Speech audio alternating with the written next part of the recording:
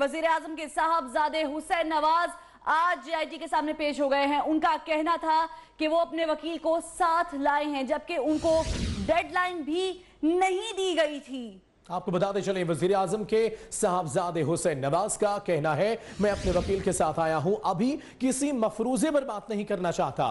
बगैर सवालात दस्तावेजात के 24 घंटे के नोटिस पर बुलाया गया है। जेआईटी में अपना मौकिफ पेश करूंगा।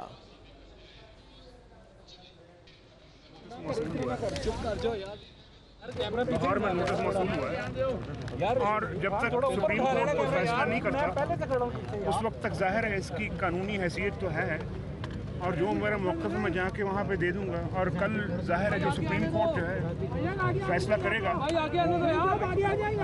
अच्छा हुसैन साहब, ये बताइए, आप के एक जो अजीज़ हैं उनके ऊपर उन्होंने सुप्रीम कोर्ट से रुजू किया और उन्होंने कहा है कि जो दो अरकान हैं कमेटी के, पर्टिकुलरली खालिद रसूल साहब के हवाले से, उन्होंने कहा कि वो दबाव डालते रहे उनके ऊपर कि वो एफिडेविट सामने ले लें। इस सारे माहौल में आप समझते हैं कंफर्टेबल होंगे आप कमेटी के जो टीम है उसके सामने, और आप अपने वकील के साथ पेश हो रहे हैं या आप अकेले पेश हो रहे हैं? मैं अपने साथ अपने वकील को लेके आया हूँ और अगर जो है उन्होंने वकील को आने से रोका तो मैं आपको आके बताऊंगा कि जो है ना मेरे वकील को कौन है आपके वकील हुसैन साहब? फजले गनी एडवोकेट एक जो ना वकील हैं जो कि वहाँ उनके साथ काम करते हैं। आपको क्वेश्चन भी भेजा गया था और क्वेश्चन की आप तैयारी करके आए हैं? जी नहीं, मुझे किसी किस्म का कोई क्वेश्चन नहीं भेजा गया और मुझे सिर्फ जो है उन्होंने 24 घंटे का नोटिस दिया है यहाँ पहुँचने के लिए भी और सामने आने के लिए भी। किसी किस्म का कोई जो है ना उन्होंने मुझे ना तो कोई क्वेश्चनर दिए और ना ही उन्होंने कोई किसी किस्म के डॉक्यूमेंट्स की लिस्ट दी उन्होंने मुझे। आप ये बताएं कि दबाव आज ज्यादा किया तो आप क्या बाइकआउट करेंगे? बाइक पकड़ ले भाई। मैं देखिए जी कि 24 घंटे का नोटिस दिया है यहाँ पहुँचने के लिए भी और सामने आने के लिए भी। किसी किस्म का कोई जो है ना उन्होंने मुझे ना तो कोई क्वेश्चनर दिए और ना ही उन्होंने कोई किसी किस्म के डॉक्यूमेंट्स की लिस्ट दी उन्होंने मुझे। आप ये बताएं कि सुबह की बात आप कर रहे थे, वो दबाव आज ज्यादा किया तो आप क्या बाइकआउट करेंगे? बाइक पकड़ ले भाई। मैं देखिए जी कि माइक पकड़ने मैं किसी मफरूजे पे बात गुफ्तगू आपने मुलाहिजा की। आपको बताते चलें कि हुसैन नवाज पेश हुए जेआईटी के सामने। हमारे साथ मौजूद हैं हमारे नुमाइंदे सगीर चौधरी भी, उनसे मजीद तफसीलात जानते हैं। सगीर बताएगा क्या कहना था हुसैन नवाज का और अभी की सूरत हाल क्या है? क्या जेआईटी से जवाबात और सवादात का सिलसिला खत्म हो चुका? जी, हुसैन नवाज जो है वो उनको जेआईटी के सामने पेश हुए 8 घंटे से ज्यादा हो चुका है और कहा जा रहा था कि आज की जो जेआईटी की समाअत होगी और इजलास होगा वो मुख्तलिफ दुरानी का होगा, क्योंकि जेआईटी की जाने से जो सवालनामा था वो और हुसैन नवाज के पास जो है वो इस हवाले से दस्तावेजात मौजूद नहीं है। ताहम ज़ाहिर हमारे ये कहते हैं कि इब्तदाई तौर पर जो हुसैन नवाज है उन्होंने जेआईटी को जो है वो अपने मौक़िफ़ से आगाह जरूर किया है और उनका ये मौक़िफ़ था जेआईटी के सामने कि चूंकि उनका जो है वो 2 जेआईटी के अरकान पर एतराज़ है। इसके अलावा उनकी जो एक दरख्वास्त है एतराज़ात के हवाले से वो सुप्रीम कोर्ट में उसकी कल बाकायदा तौर पर समाअत है। सवालनामा उनके पास नहीं पहुंचा। वो आइंदा समाअत पर जो है वो आइंदा तलब करने पर बाकायदा दस्तावेजात के साथ पेश होंगे और अपने दिफा में भरपूर जो है वो सबूतों के साथ इसका जवाब देंगे। तमाम इजलास अभी भी जारी है। अभी हुसैन नवाज जो है बाहर नहीं आए। मुस्लिम लीग नून के कारकुन जो हैं वो इस वक्त इस इंतजार में हैं, रहनुमा जो हैं वो भी इस इंतजार में हैं कि कब वो बाहर आएंगे तो उनको प्रोटोकॉल के साथ जो है वो यहाँ से पीएम हाउस तक लाया जाएगा। चूंकि वो जब आए थे तो उस वक्त उससे पहले जो है वो मुस्लिम लीग नून के कारकुन, जिसमें खास तौर पर इस्लामाबाद के मेयर शेख अंसर, इसके अलावा वज़ीर मुमलिकत तारिक फजल चौधरी, हनीफ अब्बासी और दानियाल अजीज के अलावा दीगर कारकुन जो थे वो यहाँ पर मौजूद थे। उनके इस्तकबाल के लिए उनको प्रोटोकॉल के साथ जो है वो जुडिशल अकेडमी तक जो है वो पहुँचाया गया था। हनीफ अब्बासी की जानिब से जो है वो अलबत्ता बहुत सख्त जो है वो मौक़िफ़ पेश किया गया जब उन्होंने मीडिया से गुफ्तगू की। उनका ये कहना था कि ये अनारकी फैलाई जा रही है और ये 1999 वाली सूरत हाल जो है वो पैदा हो रही है जो आज से 20 साल पहले थी। तो उस वक्त भी देखा गया था कि क्या हुआ था जब उनसे इसकी तफसीलात मांगी गई तो उन्होंने जो है वो इसकी ज्यादा तफसील बताने से गुरेज किया। ताहम उनका ये कहना था कि इज़हार यकजहती के लिए वो आए हैं, अपने कायद से मोहब्बत करते हैं और तमाम तरह जो सूरत है वो उससे हुसैन नवाज बखूबी आगाह है। आज JIT को वो इब्तदाई बयान जो है अपना जरूर देंगे, ताहम उनके पास कोई दस्तावेजात नहीं है। तो इस हवाले से JIT के पास चूंकि एक भारी मैंडेट है और JIT जो है वो क्रिमिनल प्रोसीडिंग जारी रखे हुए है। क्रिमिनल प्रोसीडिंग के दौरान वो किसी भी शख्स को इंटेरोगेशन के दौरान हिरासत में भी ले सकती है। उनको बाकायदा तौर पर इसका मैंडेट हासिल है और हुसैन नवाज को भी अगर वो चाहे तो हिरासत में ले सकती है। ताहम ऐसी कोई सूरत नजर नहीं आती क्योंकि हुसैन नवाज की जानिब से JIT के 2 अरकान पर पहले ही तहफ़्फ़ुज़ात का इजहार किया गया है। सुबह जो है वो सुबह से जो है वो खबर निस्फ घंटा पहले यहाँ पर पहुंचे थे। अभी तक तहकीकाती अमल जारी है। उनके साथ उनके एक वकील जो है मुआवन वकील वो भी वहाँ पर मौजूद हैं। JIT के जो तमाम मेंबरान हैं वो उनसे इस हवाले से इनका मौक़िफ़ जानने की कोशिश कर रहे हैं। इब्तदाई तौर पर जो 14 सवालात हैं सुप्रीम कोर्ट के, JIT की तहकीकात जो है वो उसके गिर्द घूमती है। जो नेल्सन और इसके बाद नेस्कोल कंपनीज के असल मालिक कौन है उसका पता चलाने के लिए हुसैन नवाज से सवालात हो सकते हैं। इसके अलावा जो गल्फ स्टील मिल है, जद्दा स्टील मिल है, उसकी खरीदारी और उस वहाँ से आने वाली रकम, इसके अलावा कतरी शहजादों से कारोबार से मुतल्लिक जो डील हुई और उसकी रकम कहाँ से आई, ये वो सवालात हैं जो हुसैन नवाज को सामना है JIT की तरफ से। ताहम ये बुनियादी सवालात कुछ जरूर होंगे, तफसीली सवालात के बारे में कहा जा रहा है कि आज उनसे नहीं होंगे, लेकिन हमने देखा कि तारक शफी जो कि वज़ीर आज़म के करीबी अजीज हैं उनसे तवील तरीन जो है वो यहाँ पर JIT की जानिब से तहकीकात की गई थी और उनकी जानिब से ये कहा गया कि उन्हें तकरीबन रात 11:30 बजे तक 11:30 बजे तक जो है वो इंटरोगेट किया जाता रहा। उनसे मुख्तलिफ एंगल्स पर तफसीली जवाबात दिए गए, उनसे दस्तावेजात भी तलब की गई, सबूत भी मांगे गए। तो उस हवाले से उन्होंने भी बाकायदा तहफ़्फ़ुज़ात का इजहार किया था। JIT के 2 अरकान पर इल्ज़ाम भी आए किए थे उनके सियासी होने से मुतालिक, उनके भी सुप्रीम कोर्ट में शिकायत मौजूद है। इस हवाले से जो है वो आज आधे घंटे से ज़ायद हो चुका है और ये जो हुसैन नवाज का बयान है अहमियत का हामिल होगा। ताहम उन्होंने ये कहा है कि वो शार्ट नोटिस में है और उनके पास दस्तावेजात नहीं है, तो फिर उनका आज ठीक है। सगीर चौधरी साथ ही रहेगा। एक बार फिर अपने नाज़रीन को बताएं कि हुसैन नवाज ने JIT को अपने मौक़िफ़ से आगाह कर दिया है। वो कहते हैं कि मुकम्मल दस्तावेजात के साथ पेश होकर जवाब दूंगा। उनका मजीद कहना था कि JIT के 2 अरकान पर तहफ़्फ़ुज़ात का इजहार पहले ही कर चुका हूँ, आपको मौक़िफ़ से आगाह कर रहे हैं। हुसैन नवाज जो आज JIT के सामने पेश हुए वो कहते हैं कि अपने मौक़िफ़ से आगाह कर चुका हूँ, आइंदा मुकम्मल दस्तावेजात के साथ पेश होऊंगा। इसी पर मजीद बात करेंगे। हमारे साथ मौजूद है ब्यूरो चीफ इस्लामाबाद ऑन साही। बताइएगा, उन्होंने तहफ़्फ़ुज़ात का इजहार पहले भी किया है 2 अरकान पर और एक बार फिर उन्होंने ये बात दोहरा दी है।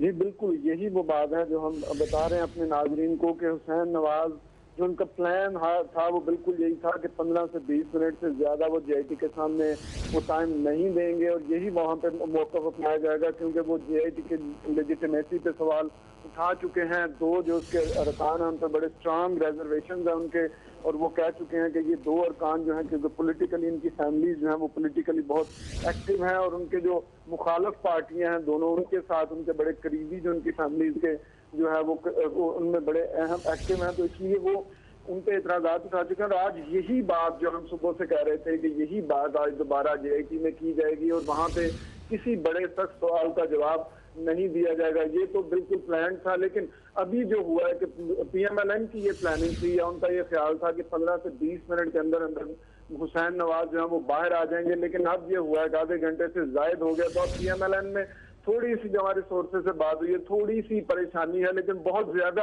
अगर मैं कहूँ तो उस तरह नहीं हूँ। बहुत कॉन्फिडेंट है PMLN के जो हमारे ज़राए हैं, जिन्होंने रात को भी हमें बताया था कि 15 से 20 मिनट से ज्यादा हुसैन नवाज को देंगे नहीं, क्योंकि एक तो सवालनामा उनको नहीं दिया गया, दूसरा जो है वो अपने वकील को साथ लेके जाएंगे, और तीसरा उन्होंने JIT पे जो है उसकी लेजिटिमेसी पे सवाल भी उठाए हुए हैं। तो अभी थोड़ी सी परेशानी बढ़ना शुरू हो गई है, टेम्परेचर थोड़ा सा बढ़ना शुरू हो गया जब जो 15 से 20 मिनट से ज्यादा टाइम लगा, क्योंकि एक चीज तय है कि हुसैन नवाज ने एतराज़ात को उठाया, लेकिन अभी तक सुप्रीम कोर्ट ने JIT को ये नहीं कहा कि वो हुसैन नवाज को इन्वेस्टिगेट कर सकता है या नहीं कर सकता। तो कल का दिन जो है वो बहुत अहम हो गया इस सारे सिनेरियो को देख के कि सुप्रीम कोर्ट जो है वो जेआईटी को क्या दोबारा से इन्हीं लोगों को लेजिटिमाइज करती है, क्या दोबारा से इन्हीं लोगों को कहती है कि जिन पे एतराजात उठाए गए उनकी फैमिली के हवाले से कि वही जो है इसको आगे लेके चलेंगे या कोई नया इसमें चेंज आता है। तो ये बड़ा अहम दिन है कल का, जो सुप्रीम कोर्ट में हेयरिंग होगी और उसमें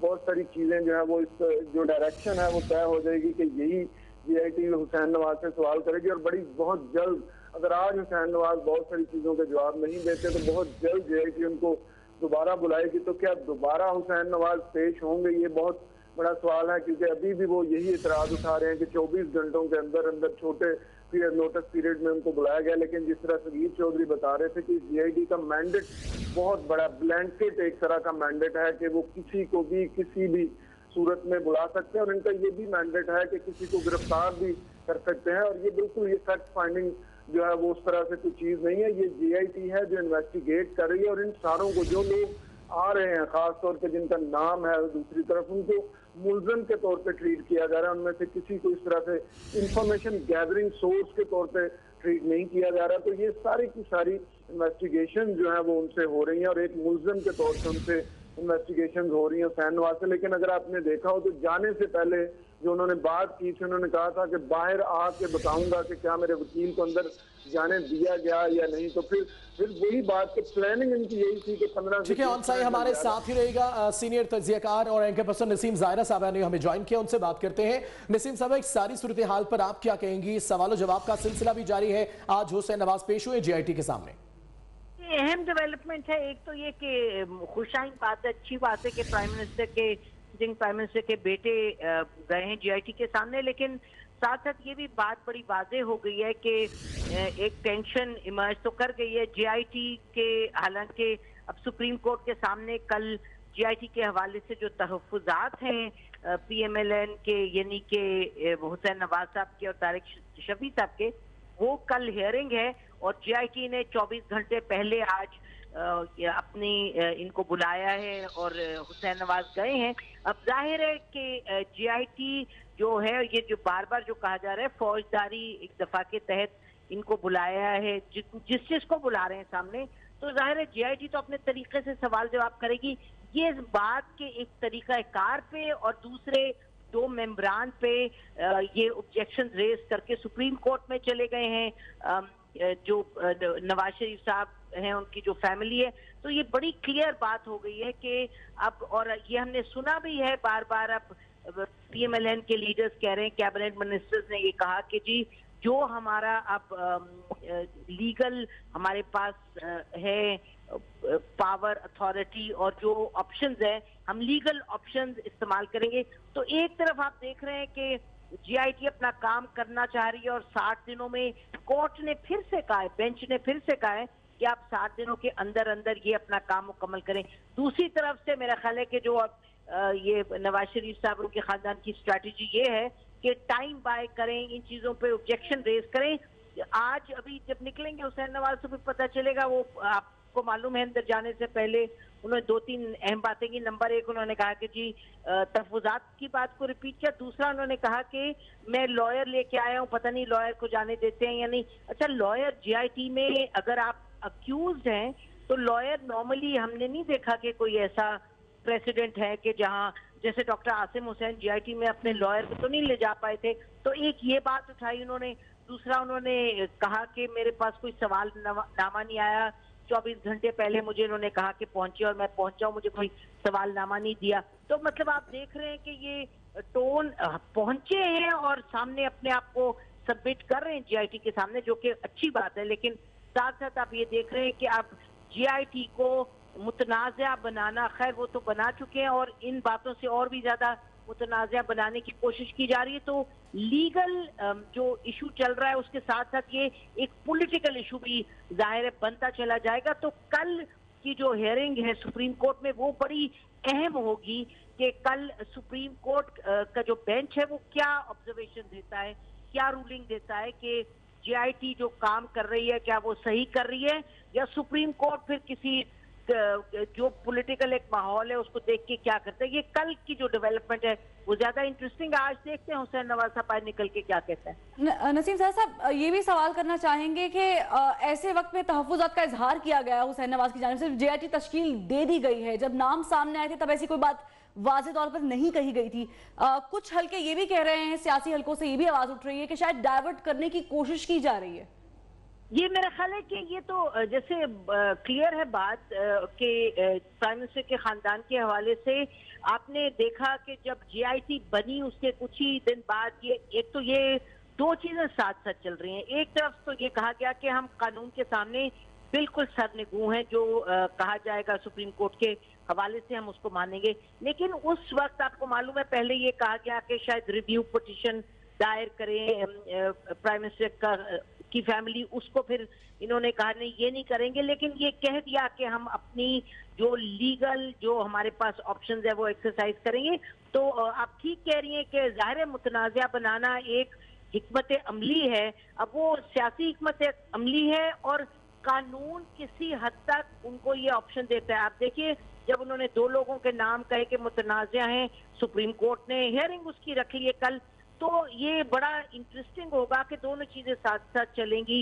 ये पॉलिटिकल स्ट्रैटेजी जो है वो तो बड़ी क्लियर है इनकी, पीएम साहब के जो खानदान की है, और साथ साथ वो लीगल जो ऑप्शन उसके पास है वो इस्तेमाल करके आगे चलेंगे। तो मुतनाज़ा तो जाहिर है बनाया है ये बड़ी क्लियरली कह के कि तो ये तो अब मुतनाज़ा दो लोगों के नाम ले लिए, उनका कह दिया कि उनके खानदानी ताल्लुकात ऑपोजिशन से हैं, पीटीआई से हैं, और ये भी कहा कि जनरल मुशर्रफ के साथ रह चुके हैं जो इस वक्त स्टेट बैंक के साहब हैं, क्या नाम है उनका, शायद अजीज साहब या क्या है।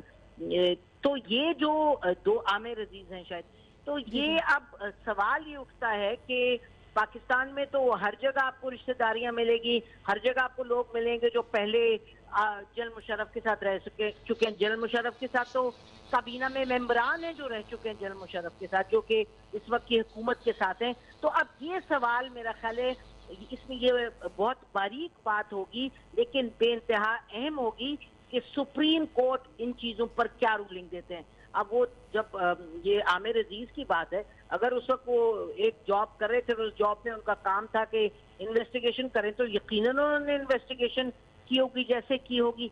अब सुप्रीम कोर्ट ने देखना है कि क्या वो कहते हैं कि उस वक्त की एसोसिएशन जो है आमिर अजीज की, वो उनको जेन्युइनली मुतनाज़ा बनाती है। और फिर तारिक शफी साहब ने आपने देखा, उन्होंने कहा कि जी मुझसे, उन्होंने जो रवैया था जेआईटी का, जेआईटी के दो लोगों का रवैया था, उसकी बात की। उन्होंने कहा मुझे रात के 11:15 बजे तक सवाल जवाब करते रहे और सख्त लहजे में, और ये फिर मैं कहूंगी कि कल सुप्रीम कोर्ट के सामने एक बड़े अहम फैसला उनको करना होगा कि ये जो जेआईटी के हवाले से ऑब्जेक्शन उठाए हैं इनमें कितनी जान है, कितनी सख्त है।